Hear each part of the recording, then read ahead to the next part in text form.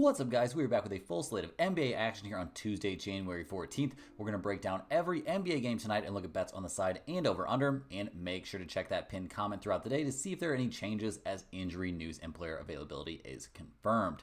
Monday went pretty well, guys. It could have went great. Another kind of close miss. We had the Rams plus 2.5. They got a blowout, easy win in that one, making it look not too hard at all to finish off those Minnesota Vikings. We did have Aaron Jones over 19.5 receiving yards at minus 125. He ended up only with 12 yards. He only caught 3 out of his 6 targets. So you have to imagine if he could have caught one, at least 2 more of those, we could have easily cashed that bet. But unfortunately, that one doesn't come through on the NBA side, guys. We had the Pistons plus 7. They ended up getting the straight up 124 to 119 win there against the tired New York Knicks. We also had the Houston Rockets, guys, at minus 2. They ended up winning that game 120 to 118, so a push there. But regardless, 8-2-1 night, not too much wrong with that.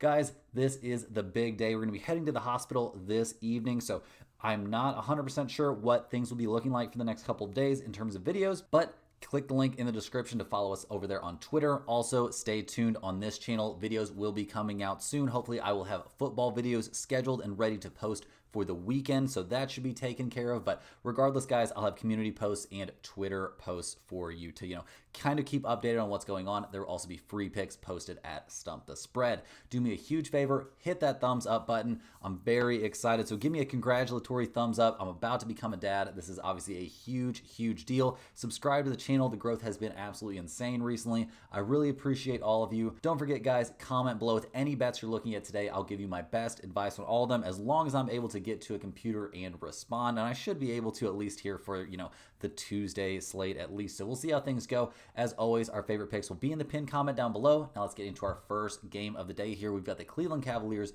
going on the road to take on the Indiana Pacers in the second game of their little home and home series. We saw Cleveland take the loss in game 1. They lost that game 108 to 93. One of the worst games we've seen Cleveland play here recently. Just not great stuff. We did see, Donovan Mitchell have a little bit of a bounce back, but he only had 19 points. 20 points there for Darius Garland, only 3 points for Dean Wade, 11 points there for Jarrett Allen.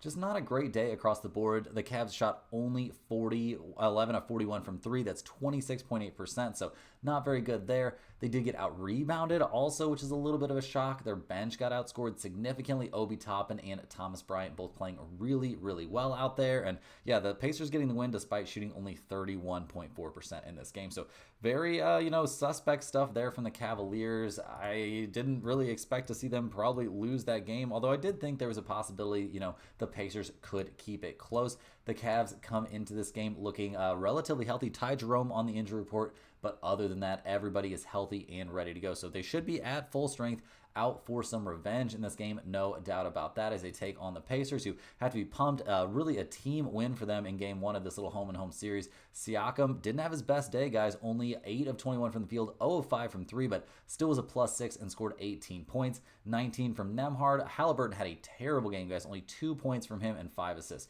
He was completely lost out there. So we'll see if they're able to, play a little bit better in this one. I would say both teams really feel like they did not play their best game in what was, kind of a slog. I mean, a game that ended 108 to 93. The Pacers, they come into this game looking, I would say, relatively healthy. The only problem is Halliburton on the injury report there, guys. Yeah, he has that hamstring complaint. He is doubtful for this game. So I think it's a very long shot. There's no way they're going to rush him back for this game. I would say he's very much closer to being out for this game than any likelihood of him playing. They're not going to rush him back from a hamstring to play in this game here in the middle of the season. It's just not worth it. He, suffered that That's why he only had 2 points in that game. He only played 18 minutes. So yeah, I think we'll see Nembhard get a big boost in minutes in this one. We'll see, more TJ McConnell out there as well. I don't think that spells anything good here for the Pacers, though, who are getting 7 points playing at home in this one. We've got a total of 229. The Cavaliers are 12-4 against spread on the road. That's an NBA best record against spread playing away from home. They're 2-2 against spread after a loss. They're also 25-13 to the over this season. The Pacers 8-1 against spread at home, 10 and 11 against spread after a win. They're 21, 18, and 1 to the over. So the trends are really pointing towards the over here, but given what we saw in game 1 of this little mini series, I'm not going to be on the over-under in this game. If you were forcing me, I would maybe even lean towards the under, but I think this is a great bounce back spot for the Cavaliers here. I think they win this game by double digits against a team they are clearly much better than. They just had an off night, and now with Halliburton out for the Pacers, like that's going to make things really, really rough for them offensively, and I definitely like the Cavaliers to get the job done here, and I think this game could really be a blowout and get out of control early.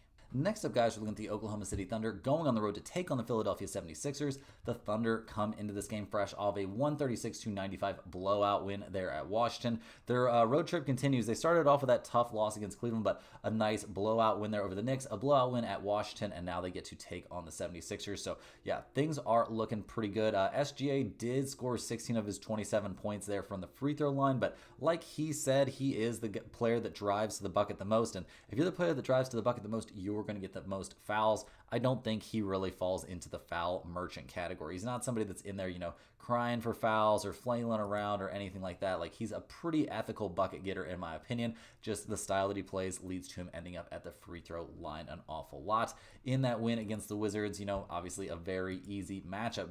The Thunder, we saw Jalen Williams have a decent night, 14 points from Carson Wallace there, a good game from Aaron Wiggins, a massive game, 23 points, he was a plus 27 out there, and we saw, the Thunder not even shoot their best from three-point range, only 37.1% from deep. They come into this game fully healthy. We, see Caruso back, ready to go. He's going to be out there. We're not seeing any Chet Holmgren yet. Obviously, that's still a little bit down the road, but this is a very, very dangerous team here as they go on the road to take on the 76ers, who are 15 and 22 on the year. They've lost 3 out of their last 4, just losing at the Orlando Magic 104-99 their last time out. Not a great look for a team that was supposed to be, built to be a finals contender. The Paul George acquisition looked a little bit better last night, or not last night, but in their last game. He had 25 points and was a plus 11. He was 5 of 8 from three-point range, but that has not been the norm for him this season. Tyrese Maxey had a nice day, 7 of 19 in the field, 3 of 9 from 3, but 12 of 13 there from the free throw line. And as a team, the 76ers shot 41.4% from 3 and still lost this game against the Orlando Magic. So clearly they very desperately need Joel Embiid back and to be playing, but he's dealing with that sinus fracture, so we'll see if he's back for this one. Clearly not a guy that's, desperate to be out there on the floor, but we'll see what happens. We see Caleb Martin, Joel Embiid, Kyle Lowry, KJ Martin, a lot of guys on the injury report here. Caleb Martin questionable there with that groin injury. We're not sure if he'll be back. Officially, guys, Embiid is ruled out for this game, so we will not be seeing him back for this one. And other than that, guys, not too many of those guys really move the needle for me. I mean, not having Andre Drummond kind of leaves them without a legitimate big man. We'll see more Yabusele minutes there at the 5, but right now, clearly a very banged up team for the 76ers. They're getting 11 points in this game. We've got a total of 218.5. The Thunder, 12, 6, and 1 against spread on the road. They are 21, 9, and 1 against spread after a win. That's an NBA best mark against the spread after a win. They're also a slight under team. The 76ers are only 4 and 13 against spread at home. That's an NBA worst record at home against spread. They're 8 and 13 against spread after a loss. They're not, no trends there for them on the over-under, so I'm not interested in the over-under here, but I'm definitely interested in the Thunder to get another blowout win. 11 points is not enough. The 76ers should be getting more like 15 or 16 points. I think we're not going to see nearly that kind of shooting from Paul George 2 games in a row. That has not been what's going on for him this season, so I'm not usually all over these double-digit spreads, but I like this favorite here a lot. Give me the Thunder, minus 11 here. I think they get a blowout win, probably winning this game by closer to 20 than closer to 10, if I'm being honest. They're just that much better of a team. Even their second unit is going to be having their way with these 76ers. Next on the docket, we're looking at the Phoenix Suns going on the road here to take on the Atlanta Hawks. The Suns are 500 on the season after winning their 3rd straight game. The beginning of that winning streak was a 123-115 win there at home against the Hawks, so now we'll see if they can do it going on the road. In their win over the Hornets the last time out, only a 7-point win. We saw Booker put up 30 points. KD added in 27. It seems like this new Beal coming off the bench thing is actually kind of working. I thought it was more, geared towards just him to waive his no-trade clause so they could get him up out of there, but turns out that is not the case. He had 15 points off the bench. He was a plus 19 in that game, so very good stuff. The Suns shot the ball extremely well in that game. Despite being out-rebounded, they came away with a 7-point win, so not really a blowout, even though it was against the Hornets, so we'll see what the Suns can do in this one. They come into this game relatively healthy. Grayson Allen, listed as day-to-day right now. Nurkic is out, and there's a chance that he's played his last game as a Phoenix Sun. It seems like they're pretty much done with him, and Grayson Allen, he's listed as probable with that knee injury, so sounds like he's probably going to be out out there for this game as they go on the road to take on the Atlanta Hawks,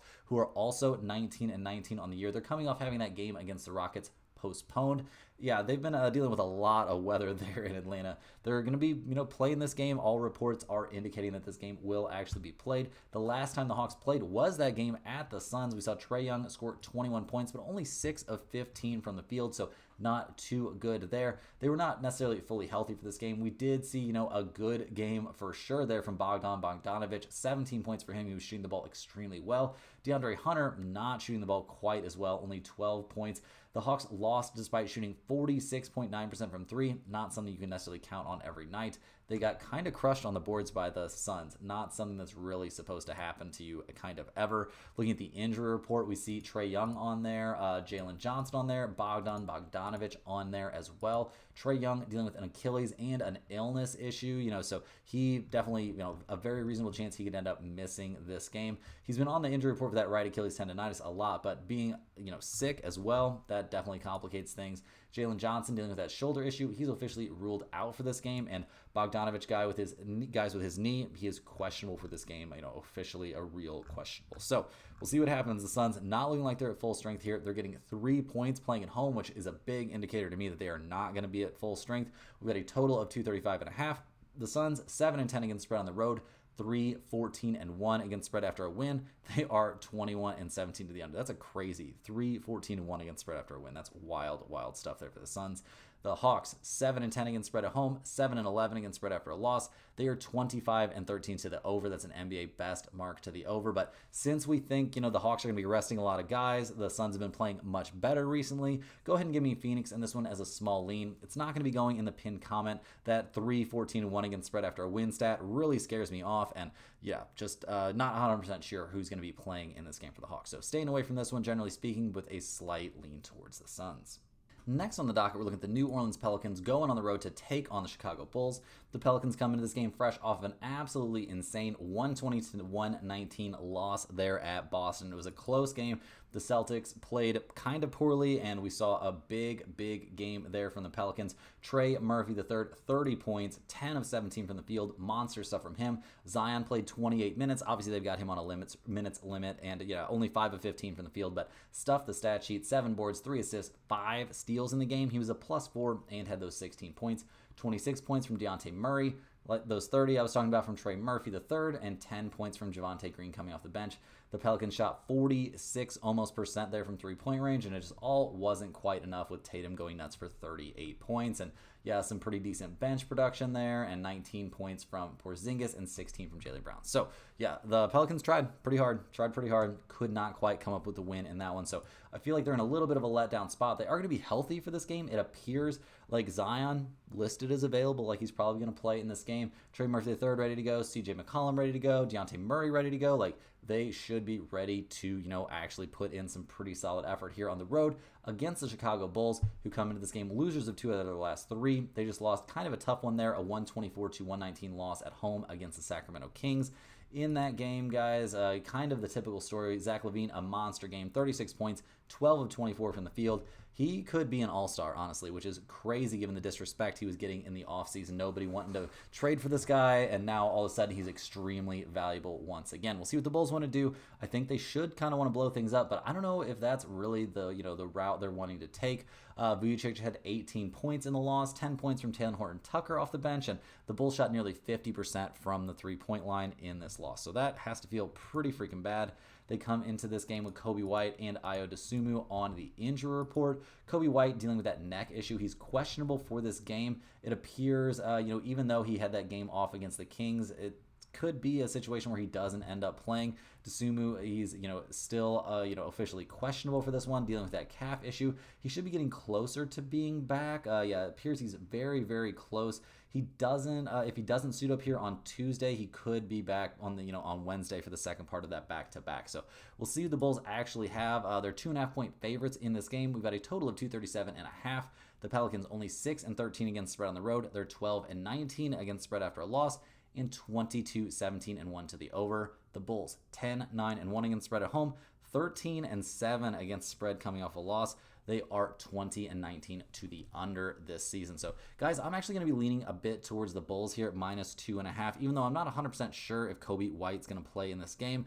I do think they've got a decent chance here to have, something of a bounce back after a tough loss against the Kings. I think we'll see something of a letdown from the Pelicans here after, almost beating the Boston Celtics, but we'll see what happens. This is another game that's not going to go in the pinned comment. I am very intrigued to watch some of this game if I get the chance, so we'll see what happens. It's going to be an interesting one for sure. Next on the docket, guys, we got the red-hot Sacramento Kings going on the road here to take on the Milwaukee Bucks. The Kings come into this game, guys, on a, 7-game winning streak. Wins against the Bulls, Celtics, Heat, Warriors, Grizzlies, 76ers, and the Mavs. They're now one game over 500. Things are starting to fall into place. DeMar DeRozan getting a nice little video tribute there, in Chicago. And, yeah, they just went out there and played great, guys. Sabonis, a monster, 22 points, 15 boards, 8 assists. A nice night out there for DeRozan, 21 points from him. He's starting to fit into this, offense a little bit better. Keegan Murray making some threes. De'Aaron Fox playing really well. 26 points from him, a +8.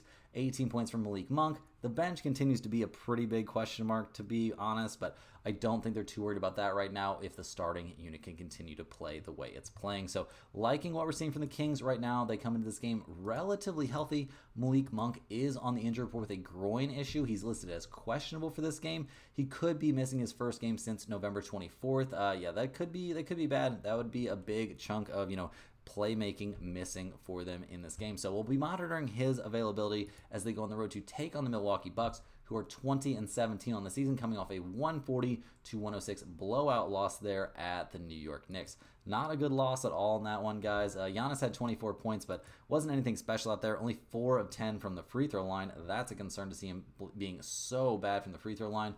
Dame had 22, but was a -24 out there.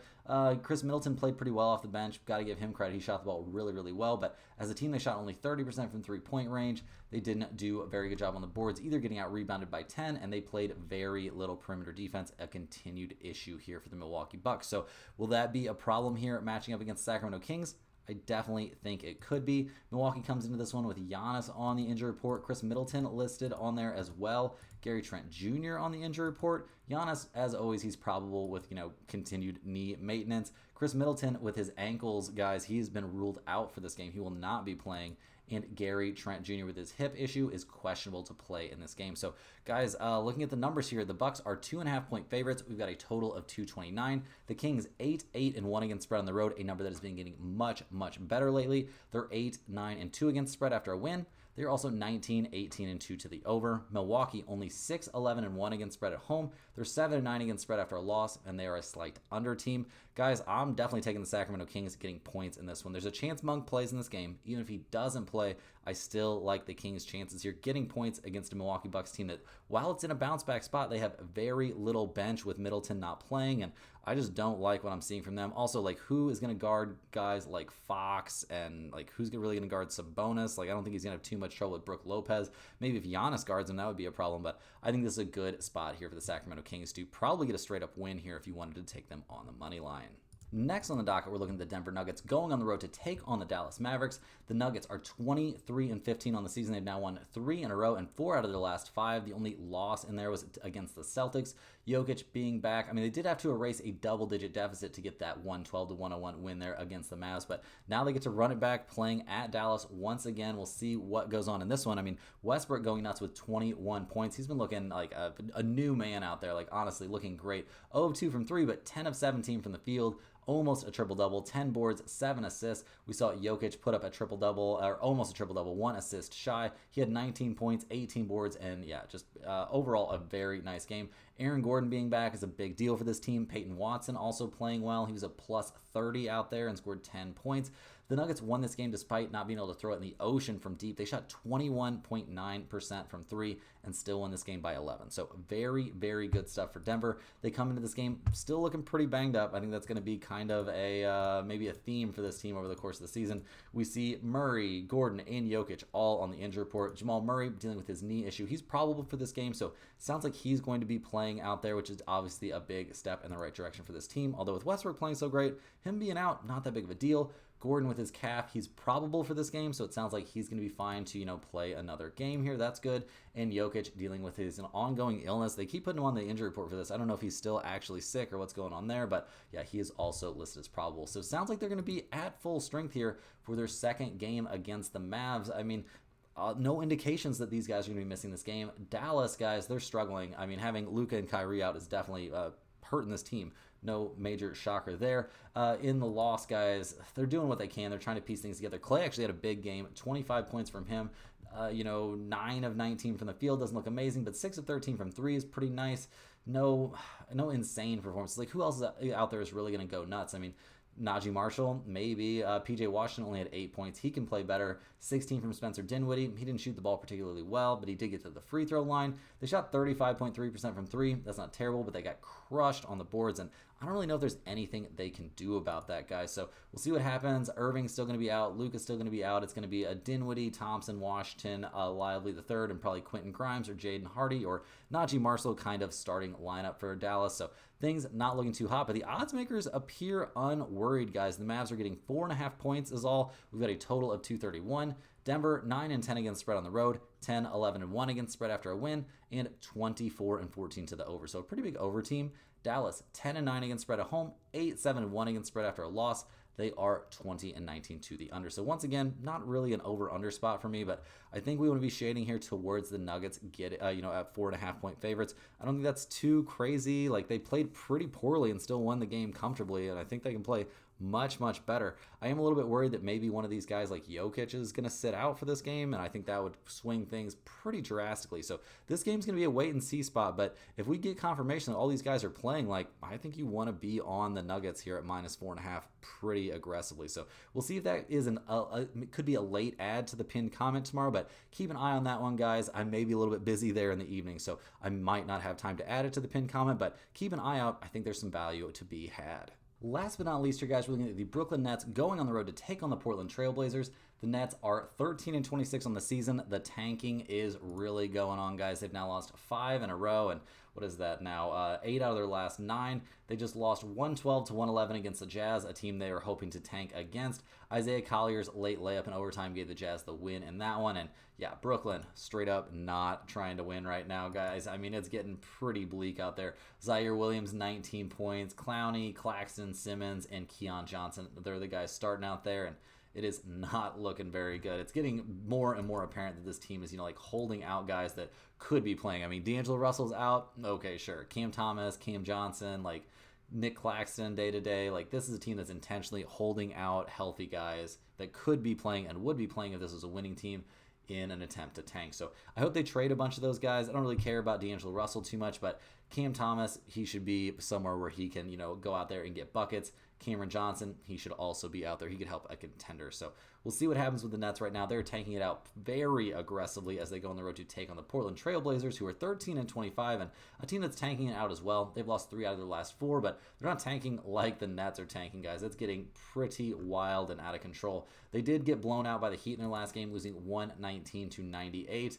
Anthony Simons continues to play really well. He's getting his minutes. He's doing his thing out there. I mean, 28 points, 10 of 23 from the field, 7 of 14 from 3. Bro can't shoot it. Shadian Sharp, 22 points, a -18 though, and as a team they shot only 28% from three-point range. So not super hyped up about the Portland Trailblazers, but at least they're playing, guys. At least they're, kind of respecting the game a little bit and remaining, semi-competitive. Jeremy Grant still out there for them. Denny Adjeva, he could be out for this game as well. He's questionable with that ankle issue. Jeremy Grant, with his face being banged up, he's ruled out for this game. But that's another guy, another situation where I feel like he could probably be playing, but has not played a game since December 28th. So we'll see what happens in this one. The Blazers are 6-point favorites. We've got a total of 216. The Nets 14-7-1 against spread on the road. That's a number that was, achieved by different players. They're 13-11-1 against spread after a loss and 20-19 to the over. Portland 9-8 against spread at home, 14-10 against spread after a loss, and 19-18-1 to the under. Guys, I'm going to be off of this game because both these teams are casually trying to lose, and the Nets are seriously trying to lose. So giving the Blazers here at -6 if you are just desperate for a play on this game, but really this is the perfect game to avoid with neither team incentivized correctly to be winning at this point. that's all the games we have for today, guys. Please hit that like button for good luck on your bets, and good luck to me about to become a new father. Subscribe to the channel if you're new over here. Let me know in the comments anything you have to say about today's slate. I'm going to try my best to have a video out for you guys tomorrow. It'll be done very, very early if I am able to do it, and I'll schedule it to come out at around the normal time, but it'll be, opening lines if it does exist. So we'll see what happens. I'm planning on pre-recording videos for the NFL games on Saturday and Sunday, and I'll have those coming out, Friday night and Saturday night respectively. So that's my plan here leading up to, the birth of, Stump Jr. So we'll see what happens. Thanks for watching, everybody, and we will see you hopefully tomorrow for more sports betting action.